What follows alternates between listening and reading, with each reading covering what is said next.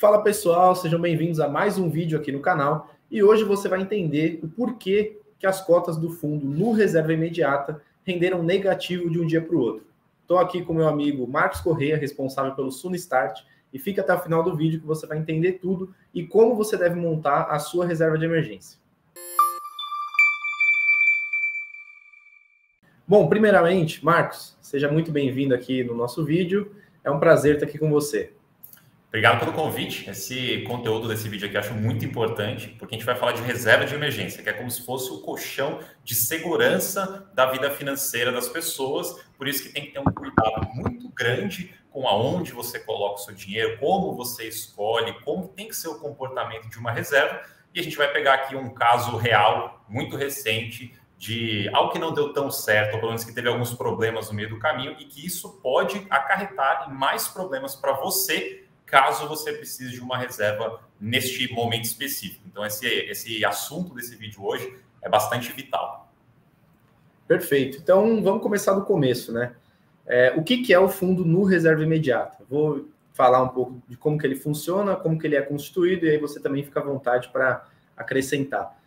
O fundo no reserva imediata é um fundo de renda fixa. Então, não sei se todos estão familiarizados, mas é um fundo, é um condomínio, onde se juntam ali vários cotistas para comprar determinados ativos, nesse caso, ativos de renda fixa. O que causou bastante polêmica, até dando um spoiler aqui já, é o nome do fundo, né? Porque ele é chamado de reserva imediata e isso remete a uma segurança extrema. E o fundo não deveria, né, ser impactado com cotas negativas ou até mesmo oscilações no preço dele. E esse fundo compra alguns ativos de renda fixa, só que por mais que esses ativos tenham vencimento, tenham uma taxa combinada, se você mantém até a data final, né, a renda fixa ela não é 100% fixa, né? Muita gente sabe disso, que acompanha o canal há mais tempo. A gente já falou aqui sobre marcação ao mercado, sobre outros temas. E no caso desse fundo do Nubank, o Nu Reserva Imediata, ele comprava, além de títulos públicos, ele comprava também títulos privados. Então, desde setembro, que é a última carteira aberta na CVM, o fundo tinha ali em torno de 20% a 30% do patrimônio dele em títulos privados, mais especificamente em debêntures, né, que são títulos emitidos por empresas de diversos setores, né, e uma delas, no caso, são as lojas americanas. Certo, Marcos? É isso aí. E esse fundo você consegue acessar através das caixinhas, né, que também foi uma função lançada recentemente, no passado recente, pelo Nubank, para você separar um dinheiro, guardar um dinheiro para propósitos específicos, e ali dentro tem o propósito de reserva de emergência. Então já tem uma coisa ali, se não me engano, é até a primeira caixinha que eles sugerem criar, e você já mencionou, né, o nome do fundo, e quando você vai olhar o nome, quando você vai olhar a descrição também desse fundo, está tudo escrito e explicado como se fosse uma excelente opção de reserva de emergência, que se encaixa muito bem, que tem aquele perfil de reserva de emergência.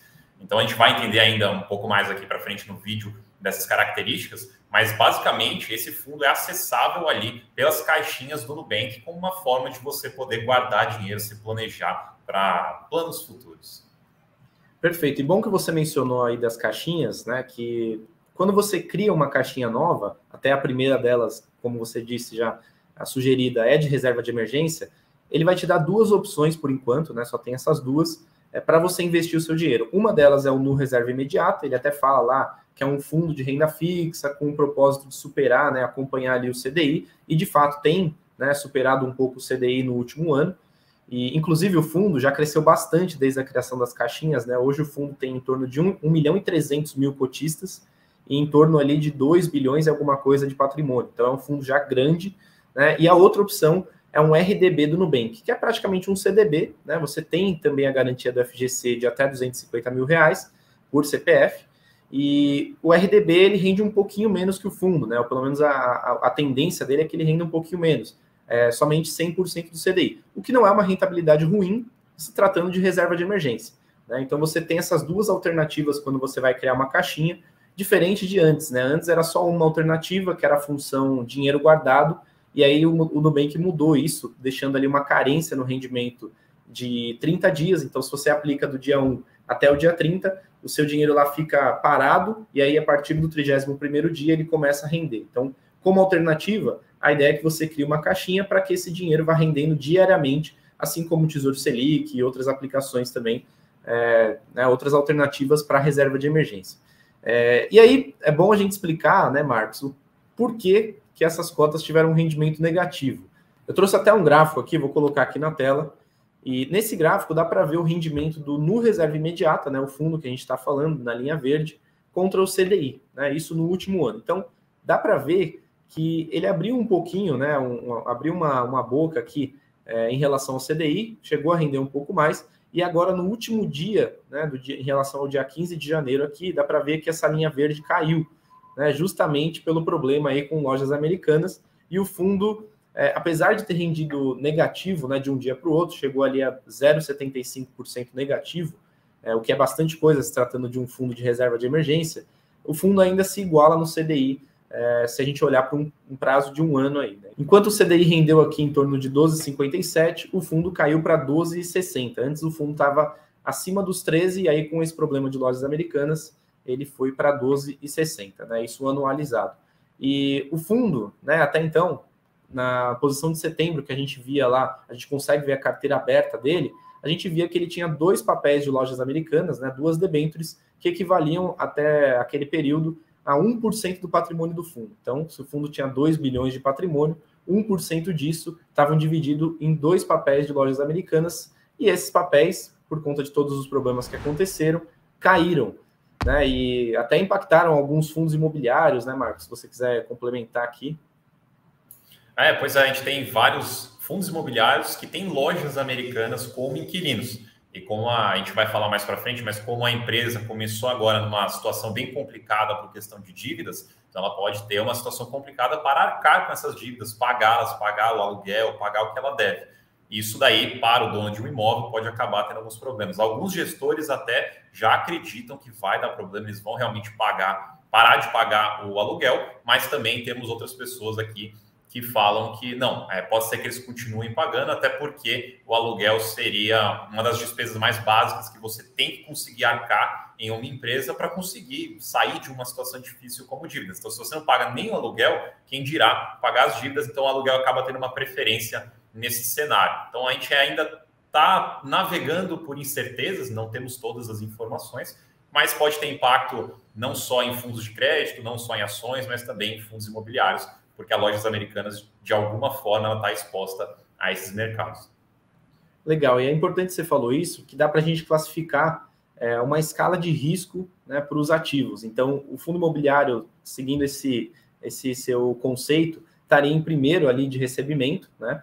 Os títulos de renda fixa entrariam até em segundo ali, ou até junto, porque eles também são credores, né? Quem compra uma debênture de uma empresa é credor daquela empresa, então você compra aquela dívida, você tem preferência no recebimento com relação aos acionistas, e aí, por último, o que sobrar, se a empresa conseguir, se sobrar alguma coisa, né, para distribuir, para pagar, vai para os acionistas, né, para quem tem ações de lojas americanas, né, que hoje negocia aí com o código AMER3, tá, e que inclusive caíram de um dia para o outro, chegou a cair 80%.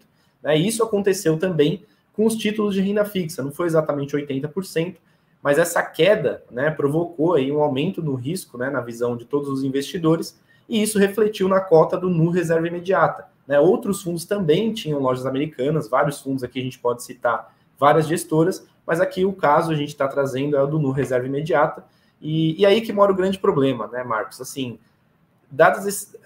a gente tem, numa reserva de emergência, a gente não pode ter esse tipo de oscilação.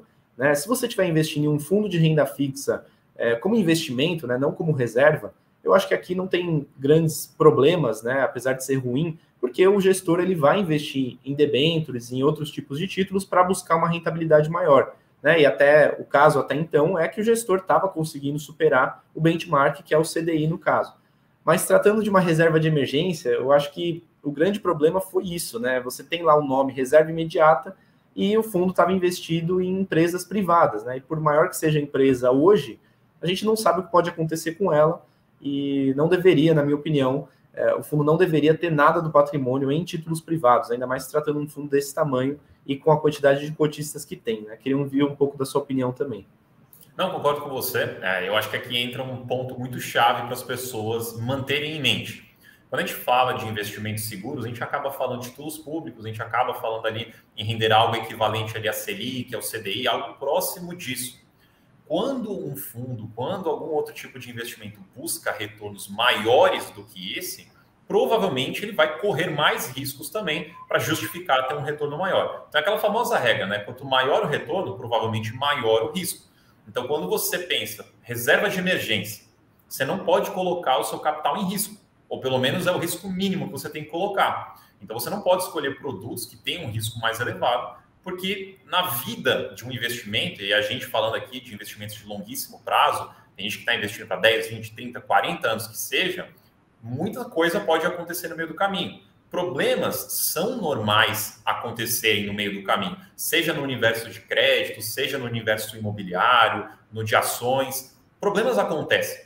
Agora a questão é, para a reserva de emergência, você não deveria ter problemas. Porque se naquele momento de problema é justamente quando acontece uma emergência e você precisa desse dinheiro e ele não está lá, ou ele tem um valor menor, ou ele não tem um valor suficiente para você conseguir arcar com essa emergência, não cumpriu o propósito de ser uma reserva de emergência. Então, sempre lembre dessa balança do risco e retorno. Quando a gente fala de reserva de emergência, a gente não está falando do investimento mais rentável. O objetivo da reserva não é ganhar dinheiro, é não perder dinheiro. E você não perde fazendo um investimento mais tranquilo, mais seguro, que acompanha aí um índice como o CDI, como a Selic, algo mais seguro, porque o objetivo é preservação e não rentabilidade, não multiplicar, não potencializar, porque, de novo, você vai acabar correndo mais riscos e não é o propósito de reserva. Perfeito. A gente aqui sempre, eu pelo menos sempre costumo dizer, né, acho que a gente está bem alinhado nisso, que a rentabilidade acaba sendo uma decisão secundária na hora de você colocar um ativo, né, de escolher um ativo para sua reserva. Então, prioriza segurança, liquidez e baixa volatilidade. E aí você tendo, né, dois ativos com essas três características já decididas, né, já definidas, aí sim você vai para a rentabilidade. Às vezes você tem um CDB de um banco super sólido, que paga ali 100% do CDI com liquidez diária. Você tem esse ativo comparado ao Tesouro Selic, por exemplo. Se você acha um CDB nas mesmas condições, só que a 105% do CDI, por exemplo, às vezes você pode ali pegar um pouco mais de rentabilidade, também talvez não faça tanta diferença no final do dia, mas a rentabilidade tem que ser secundária, assim, não deve fazer parte da sua decisão antes das três características que a gente falou aqui, né? Segurança, liquidez e baixa volatilidade. E uma outra coisa legal das pessoas pensarem também, pensando nesses pilares da reserva de emergência, é o seguinte, né? Algumas pessoas podem acabar pensando, bom, então, já que a rentabilidade não é importante, eu posso muito bem guardar em casa, deixar parado o dinheiro, colocar na gaveta. Só que existe uma outra coisa. Lembrando, o objetivo da reserva de emergência é preservar o seu dinheiro. E existe uma famosa coisa chamada inflação. E você vai perdendo o seu poder de compra ao longo do tempo. Por isso que o pilar de rentabilidade, ele é necessário, ele é importante, porque também não adianta você guardar a sua reserva por muitos anos, só que quando chegar lá na frente, acontecer uma emergência, aquele valor que você guardou não tem o mesmo poder de compra, ou seja, é como se tivesse uma reserva menor do que realmente você tinha.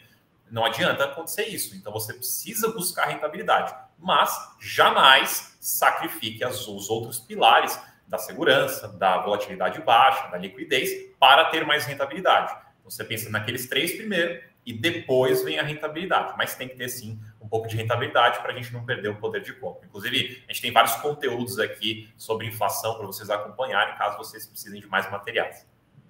Eu concordo e até complemento que um fato curioso, né? Desde 2018, o CDI não tinha, né, um juro real positivo quando a gente descontava a inflação. E nesse ano agora de 2022, o CDI ficou positivo, né, porque fechou o ano ali em torno dos 13%, e a inflação foi de 6% também, arredondando. E nos anos passados era mais doloroso você ver a sua reserva de emergência ali, apesar dela render, né, a inflação ganhava dela, porque a taxa de juros era menor do que a taxa de inflação. E agora em 2022 isso se reverteu, então fica menos doloroso, né, de manter uma reserva no CDI, porque o CDI está com um juro real positivo. Certo, Marcos, e como que a gente faz, então, você que é responsável pelo Suno Start, como que a pessoa que quer começar a montar uma reserva de emergência acha os conteúdos e escolhe os ativos para isso lá na área de membros da Suno? Beleza, a gente já deu aqui mais ou menos o passo a passo de o que você tem que olhar para escolher uma reserva de emergência, segurança, baixa volatilidade, liquidez, ter uma rentabilidade. Então, esses são os principais pontos para você olhar para montar a sua reserva de emergência. Para quem quiser mais ajuda, mais conteúdo, dentro de todas as assinaturas da Suno, inclusive a Suno Start, você tem acesso a uma carteira recomendada de reserva de emergência. Tem várias opções ali para você escolher, tem explicações delas e também tem relatórios com algumas informações e atualizações ao longo do tempo, com novas opções ou remoções de opções antigas.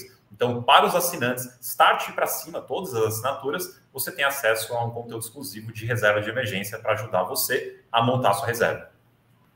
Excelente. Então, pessoal, espero que tenham gostado do vídeo. Deixem aqui nos comentários, né, se ficou alguma dúvida, novas sugestões de temas, se inscrevam no canal, ativem o sininho e até a próxima.